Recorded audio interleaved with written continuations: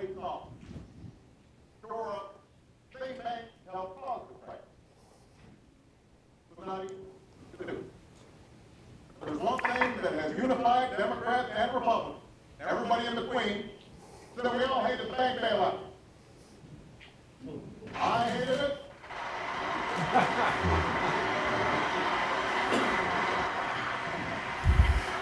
I hated it. I hated it, you hate it, but it was popular as a root canal. Well, he didn't accept my invitation, so I thought I'd bring him here anyway.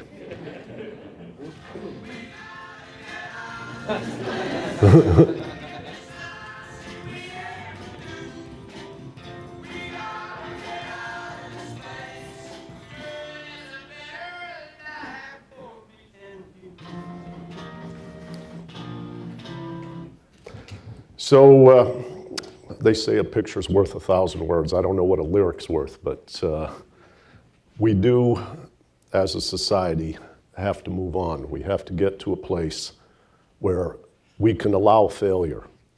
Bob Dylan said, there's no success like failure, but failure's no success at all. And in that paradoxical statement, when you fail, you fail. But the system needs failure to be able to renew itself, be able to move forward, and to be able to restore the discipline and legitimacy. So in the chapter that I wrote, I did an intellectual exercise where I said, if they really mean it, if they want to end too big to fail, what do they have to do? Traditional corporate finance, as it's practiced, has a sequence of actions: diluting or wiping out of equity, restructuring liabilities, replacing top management, or at least demanding letters of resignation and allowing the successors to determine it. And efforts to conserve value are also part of that process. As you can see, some of the brand names that are still striving in America have gone through bankruptcy. And a number of individuals, the middle one is P.T. Barnum, have also had the opportunity to go through bankruptcy, and they've done well. So what I've tried to do in the chapter that I wrote and in this presentation is to talk about how to reduce the distance between how we treat large, complex financial institutions and how we treat everybody else. So I start with, when you come up on deck, you're Ben Bernanke or the Treasury Secretary, Fed Chairman, and you're responsible for society. You look at what the bailout methods are available to you, what type of costs, what kind of spillovers to output, which is a very big dimension, and what precedent you're setting for the next bailout, as well as the reputation that the government garners from its actions. We have what I will call induced forbearance, where the resolution authorities decide not to do something because there are spillovers from the financial sector. These guys don't tend to, fail alone. They tend to fail in groups. There's uncertainty about where the exposures are, but the two previous presentations, Frank and Michael talked about how much is hidden and how hard it is to detect what's going on. There's a question, which I think is a minor question, of having the legal powers to resolve holding companies, and as Rick Carnell said, they don't use many of the powers they have, but getting it straightened out is in the spirit of reducing those costs. And finally, large complex financial institutions are global in scope, so there has to be an international resolution regime. And there's poor information. Many of the subsidiaries and affiliates are not regulated. Somebody help me. I can't help myself. Somebody got to help me, 'cause I can't help myself. Junior Wells doesn't sound anything like your big bank executives except for that narrow window in September. But these institutions get into jeopardy together, and one of the difficulties is to have them how would I say, be resolved individually is almost impossible.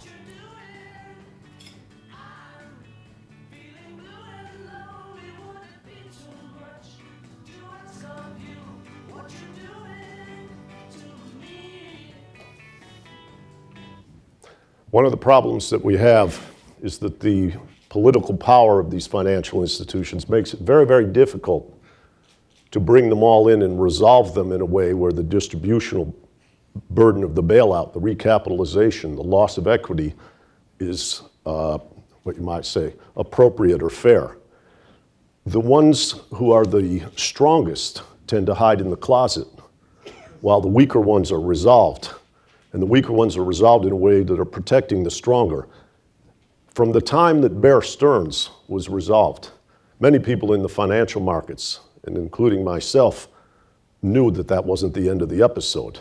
But we had to go and crash against the rocks for several months with a frozen interbank credit market until we could work things out.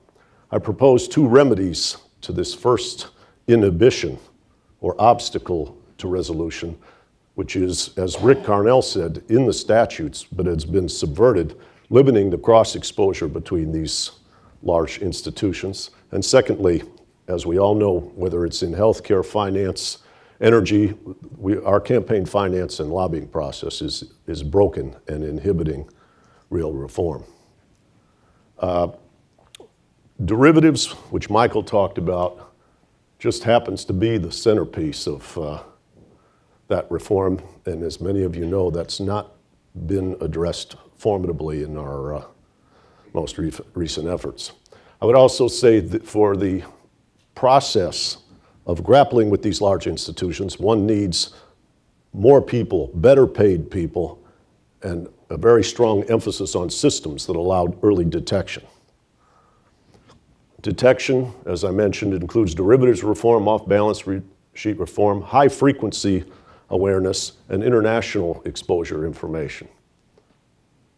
The international information is hard to come by, particularly in periods of stress, because institutions, what you might call regulatory institutions, defend their home turf and the solvency at home relative to the, what you might call fair play of resolution. An international resolution regime is one that, which allows creditors, if you want to practice traditional corporate finance and restructure creditors, when they have liabilities issued in many different legal jurisdictions, that has to be harmonized, otherwise you're displacing the burden. And fortunately, and this is, I think, actually quite a sad point, groups like the IMF, the Bank for International Settlements, and the Financial Stability Board on cross-border resolution have been studying and producing very detailed reports since 1992 when BCCI failed. On derivatives reform since 1999 or 2000, we've had detailed reports from these same people.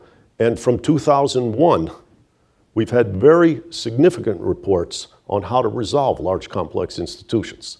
I didn't think this stuff up. I went and looked on websites, and I'm kind of asking myself why the President of the United States doesn't like bailouts, isn't a little bit more forceful with the group of 20 and the other prime ministers in leading efforts for an international agreement. That would seem to me to be a credible action towards ending two